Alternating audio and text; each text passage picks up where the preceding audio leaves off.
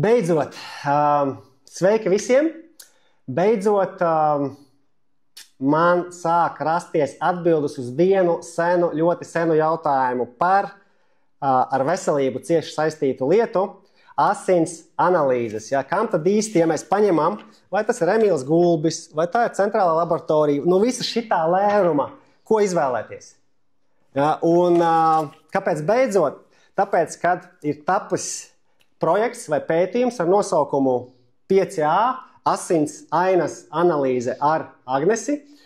Un kāpēc ar Agnesi? Tāpēc, kad Agnese šajā te 10 sēriju pētījumā vai projektā, saucam to, kā gribam, būs ekspertes lomā, jo Agnese ir ne tikai zinātniece, nedaudz arī pastāstīsim, kas ir Agnese pēc brītiņa, bet kas man vēl vairāk uzrunā, Agnese arī sevi nekautrējās un arī publiski runā par to, ka viņa ir biohakere. Nu, es pats kā biohakeris saprotu, ko tas nozīmē. Ja? Tas ir uz veselības optimizāciju vērstas aktivitātes, bet par to, ka sieviete publiski izmanto šo sarežģīto nosaukumu, man liekas, tas jau ir uzmanības vērts, un zinot Agneses pamatīgumu, es domāju, tas ir arī 100% pamatots. Tā kā, Agnes, paldies tev, ka tu esi piekritusi piedalīties šajā projektā. Varbūt 2 vārdos. Kas tu esi, kas ir tavs backgrounds, ja tā var teikt? Backgrounds man ir tīri zinātniskais, laikam tā ir jāsaka. Pēc skolas es pamācījos medicīnu tepat Latvijā. Tad es izlēmu, ka man jābrauc uz ārzemēm. Es pamanījos apprecēties ļoti agri, aizbraucu, un tad jau Anglijā, Londonā es turpināju. Būtībā sāku jaunas studijas biomedicīnā. Tas arī mana pamatizglītība bakalaura tajā. Forša programma, forša saturs, kuru Latvijā nemaz tādas programmas nav, un es esmu pateicīga, ka man izdevās aizbraukt un izmācīties kaut ko, kas varbūt šeit nebūtu pieejams nemaz. Un Anglijā es uzzināju, ka ir tāda liela koledža naturopātijas, saucās CNM, kurā gatavo speciālistus ar tiem certifikātiem, diplomiem, un tur bija tāda programma Herbal Medicine, jeb augu medicīnā, un es zināju, ka man tur jāiet, jo augi ir, tā ir mana interese visu mūžu. Es kolekcionēju padomu laiku augu grāmatas, kopš es biju skolā. Jā, herbārijas un ārstniecības augu grāmatas vecās. Tas bija mans hobijs viņus šķirstīt, kad es gāju skolā. Un pēc tam mana dzīve turpinājās būtībā biotehnoloģijās. Es pastrādāju kādu laiku kā bioinformātiķis, un tā mums bija laboratorija un datu centrs, kur sekvenē gēnus, pēc tam tos genomus kaut kā ir jāsaliek kopā no tiem tekstu failiem, ko aparāts tev iedod. Un milzīgi apjomi, tas bija ļoti interesanti, mācījos visus no nulles uz vietas darbā, tas būtībā ir IT darbs lielākajā mērā. Un pēc tam es pastrādāju arī laboratoriju jomā. Laboratorija diagnostika, tas ir, jūs nododat stobriņu, jūs redzat vienu pusi, es redzēju visu, kas ir aizmugurē, līdz tam rezultātam, kas atnāk cilvēkam. Tas arī bija ļoti interesanti. Un beigās es nolēmu, ka jāsāk darīt šo pilnā laikā, jo pieprasījums pēc konsultācijām, individuālā darba un satura bija tik liels, ka es sapratu, es nevaru apvienot, man vairs nesanāk. Un tā ir mana, kā saka, kaismas projekts, jā, šajā dzīvē, tāpēc tā arī notikās. Nu, tā tad, kā saka, tāds vesels tāds loģisks ceļš līdz, privātpraksē, ja tā var teikt, jā? Būtībā, jā. Praksē, jā. Jā.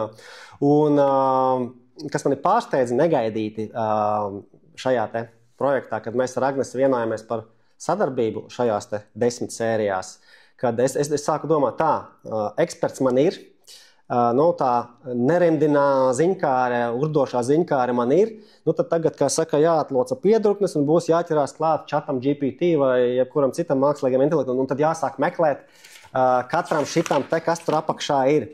Un kā tas viss salikās, izrādās, es to biju palaidis garām kaut kā, Agnese ir izstrādājusi savu analīžu rokas grāmatu, kur faktiski, tur ir tā, ka es teiktu 90% atbildes ir iekšā, kāpēc es atstāju tos 10, atstāju katrs pats sev, teiksim, tā izpētē, ja, bet šeit ir fantastiska struktūra, kurai arī mēs iesim cauri tūlīt tās pat, sāksim pamazām, kad te jau viss ir, analīžu rokas grāmatā, ņemot vērā Agneses fundamentālo pieredzi, ir izstrādāta, ja, un procesa gaitā mēs arī nonāksim līdz tam, kad pamēģināsim arī Agnes atsaucās uz 2 laboratorijām, Emīlas Gulbis un centrālā laboratorija. Es zinu, ka Emīla Gulbi laboratorija ir sava analīžu rokas grāmata, par centrālo laboratoriju noskaidrosim.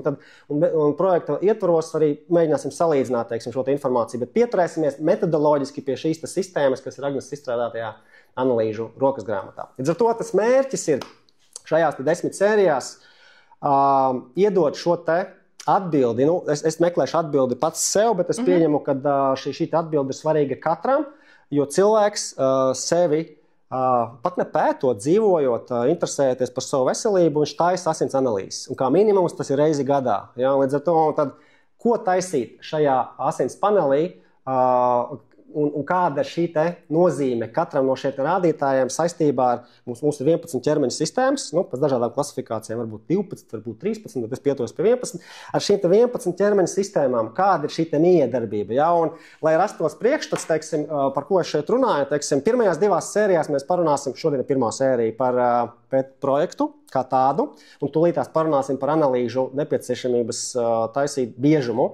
Nākamajā sērijā mēs parunāsim par kā sagatavoties analīzēm, un sākot ar 3. sēriju mēs dibdevosim, iedziļināsimies.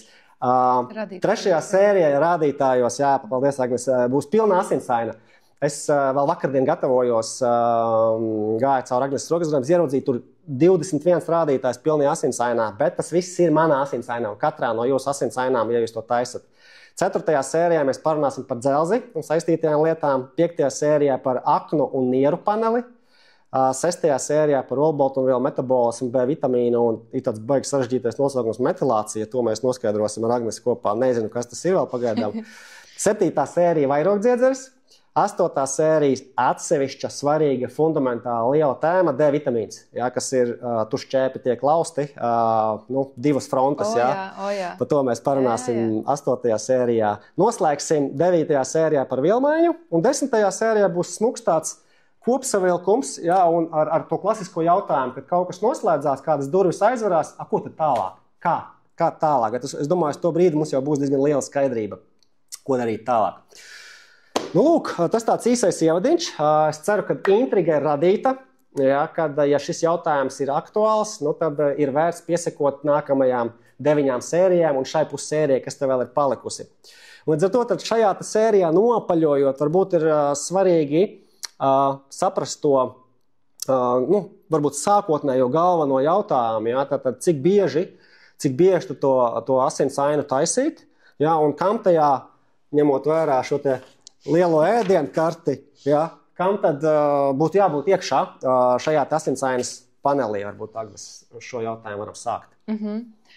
Tehniski grāmatai skaitās ikgadēju analīžu rokas grāmata būtībā, ja jūs uztaisat pilno paneli reizi gadā, un citādi vispār nekas par veselību neuztrauc, ar to var arī pietikt. Es varbūt rekomendētu veikt tādu izmeklējumu, kā vēdera dobuma sonogrāfija vienreiz gadā, arī forša lieta, arī profilakses nolūkos. Tad visi tie skrīningi, kas ir atbilstoši vecumam un situācijai, to var mierīgi. Bet tas, ko reizi gadā, manuprāt, kā cilvēkam, kurš interesēs par savu veselību un strādā ar klientiem, šim sarakstiņam vajadzētu būt veiktam. Tātad mums ir asinsaina, mums ir rādītāji par aknu un nieru darbību, kopēju olbaltumu, B vitamīnu status, D vitamīns. Es esmu pielikusi arī vairogdziedzera rādītājus, jo tā ir kaut kāda klusā epidēmija šobrīd, vairogdziedzera problēmas, autoimūnie procesi.